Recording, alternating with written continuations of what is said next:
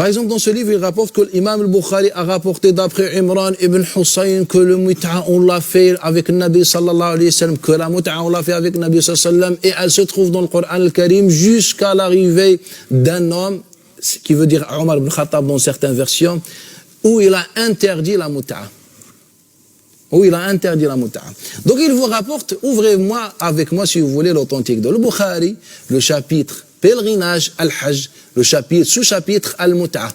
Et vous trouvez ce hadith dans le Mut'a. Et dans toutes les versions du hadith, qu'on a fait Mut'at al-Hajj avec le Nabi sallallahu alayhi wa sallam. On a fait la Mut'a du pèlerinage. Qu'est-ce que la Mut'a du pèlerinage? On a enchaîné un Hajj après une Umrah. C'est-à-dire on a fait une Umrah et directement on a fait al-Hajj pendant les mois sacrés et ce qu'on appelle al-Tamattu'.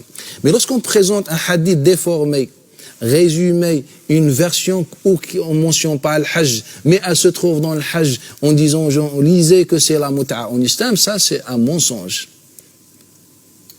C'est un mensonge. Donc c'est hadith de Imran ibn Hussein où un homme a interdit après qu'elle était autorisée, avant il a interdit, etc. Non, il parlait de l'Hajj. Et lorsque Imran ibn Hussein se trouve, il a dit, c'est un verset qui se trouve dans le Coran al-Karim. Naam, Allah Ta'ala dans Surat al-Hajj dit, فَمَنْ تَمَتَّعَ بِالْعُمْرَةِ إِلَى الْحَجِّ, c'est un verset. Et donc, prenez Musannaf Abdul Razzaq, Musannaf ibn Abi Shayba, rahmatullahi alayh, Musannaf Baqi, et vous trouvez que Omar ibn Khattab, celui qui était l'un des compagnons connus par l'interdiction de la mut'a. Et les autres compagnons n'étaient pas d'accord avec lui, comme Ali ibn Abi Talib, Abdullah ibn Mas'ud, que la mut'a est autorisée en islam, et on l'a fait avec le Nabi sallallahu alayhi wa sallam. Et le hadith, pourquoi on va aller plus loin? Prenez le Muwatta de l'imam Malik, lorsqu'il nous rapporte le hadith de Dhahhak ibn Qais, lorsqu'il dit Omar ibn Khattab a interdit la mut'a du pèlerinage. Donc on parlait du pèlerinage, sauf qu'on a ramené une version comme ça, on a dit que voilà, la mut'a, c'est la mut'a qui veut dire le mariage, et que Omar ibn Khattab l'a interdit et qu'elle était autorisée. Non, il parlait du pèlerinage, et tous les textes parlent du pèlerinage, et tous les sunnahs rapportent ça dans le pèlerinage, et les formules c'est sur le pèlerinage, et c'est une divergence qu'on est dans les autres livres de sunnah comme le Musannafat, comme Abdul Razzaq ibn Abi Shayba, etc. Il nous rapporte les débats entre Omar ibn Khattab avec les autres compagnons que la mut'a en islam existe, qui veut dire la mut'a du pèlerinage. Eh bien, c'est ce qu'on va voir. Sahih al-Bukhari. Imran a dit, donc effectivement, c'est bien un hadith rapporté par Imran ibn Hussein. Au temps de l'envoyé de Dieu, nous accomplissons successivement le pèlerinage communautaire et le pèlerinage privé. Et le Coran est descendu à cet égard. Un homme peut faire valoir là-dessus la vie qui lui plaît. Ah, et effectivement. Et cet homme, il s'agit de Omar ibn al-Khattab. Très bien, très bien. Donc, non seulement on voit que Omar ibn al-Khattab va à l'encontre du Coran et à l'encontre de la sunna du prophète, mais ça, ce n'est pas grave, on passe dessus. Mais effectivement, il a raison, on ne parle pas ici de mariage temporaire, c'est la succession du pèlerinage communautaire et du pèlerinage privé. En arabe, effectivement, on parle de tamattu'. قال تمتعنا على عهد رسول الله صلى الله عليه وآله وسلم. C'est vrai, il a raison. Mais il dit quoi après?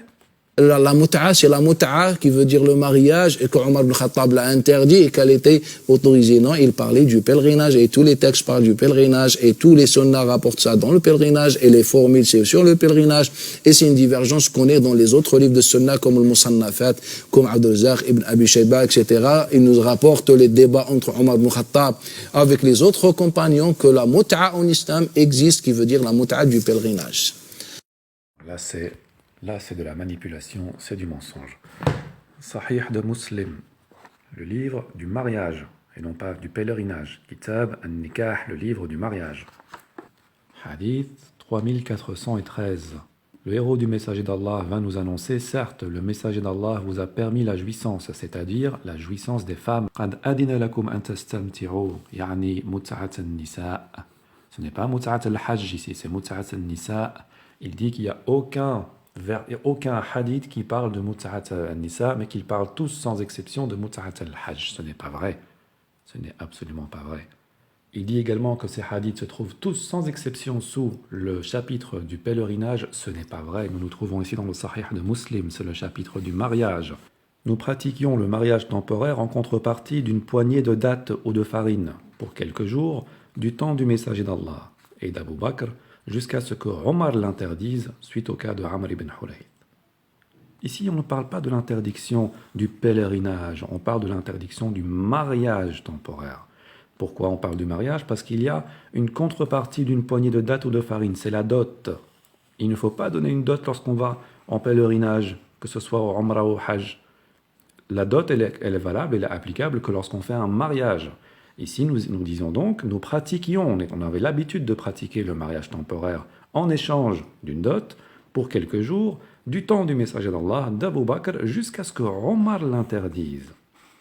Omar a interdit effectivement le mariage temporaire. Nous nous trouvons toujours dans le chapitre du mariage et non pas dans le chapitre de l'Hajj, comme il le dit. Et si on retourne au chapitre du pèlerinage, le livre du pèlerinage, Kitab al-Hajj, au hadith numéro 2947, il y a une narration très importante. Donc lui, il dit que la mut'a, cela concerne uniquement mut'at al-Hajj, c'est-à-dire le fait de enchaîner une umrah après un Hajj. Autorisé, non, il parlait du pèlerinage et tous les textes parlent du pèlerinage et tous les sunnahs rapportent ça dans le pèlerinage et les formules c'est sur le pèlerinage. Nous venons de voir que ce n'est pas vrai.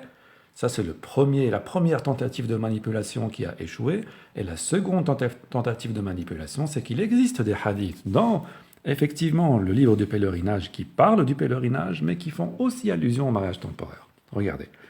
Ibn Abbas permettait le tamattu. Ici, on va estimer donc que c'est le mut'at al-Hajj, comme il dit. Ibn Abbas permettait le tamattu alors qu'Ibn Zubayr le prohibait. J'en parlais avec Jabir ibn Abdullah qui dit « L'incident eut lieu en ma présence, nous fîmes le tamattu avec le messager d'Allah, et lorsque Omar arriva au pouvoir, il déclara « Certes, Allah rendait licite à son messager ce qu'il le voulait comme il le voulait, et l'autorité du Coran est définitivement assise.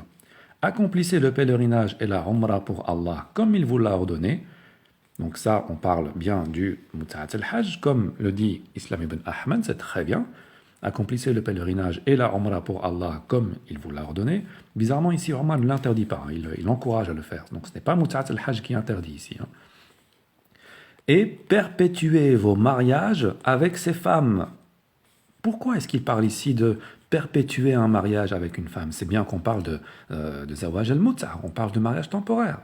On ne me présentera pas d'homme qui a épousé une femme pour une durée déterminée sans que je le lapide. Ce qui est très propre au caractère de Omar, c'est-à-dire arriver à ses fins à travers la violence et non pas la sagesse. On ne me présentera pas d'homme qui a épousé une femme pour une durée déterminée, on parle bien de mut'a, de zawaj al-mut'a, sans que je le lapide. Et là, elle est là l'interdiction de Omar ibn al-Khattab, non pas de mut'at al-Hajj, malgré que le hadith se trouve dans le livre du pèlerinage, mais de zawaj al-mut'a, c'est-à-dire le mariage temporaire.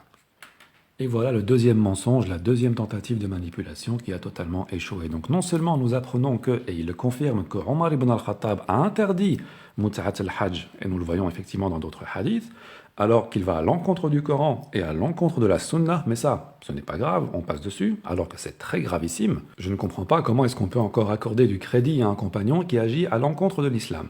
Mais en plus, on vient de démasquer le mensonge de Islam ibn Ahmad qui confirme que les hadiths ne se trouvent jamais dans le kitab al-Nikah, c'est-à-dire les chapitres du mariage, mais uniquement dans le chapitre du pèlerinage. C'est faux, nous venons de le voir. Et troisièmement, il y a un hadith dans le chapitre du pèlerinage qui parle non seulement de Mut'at al-Hajj, comme il le dit, mais qui aussi parle de mariage temporaire, et ça, il oublie volontairement ou involontairement de le mentionner.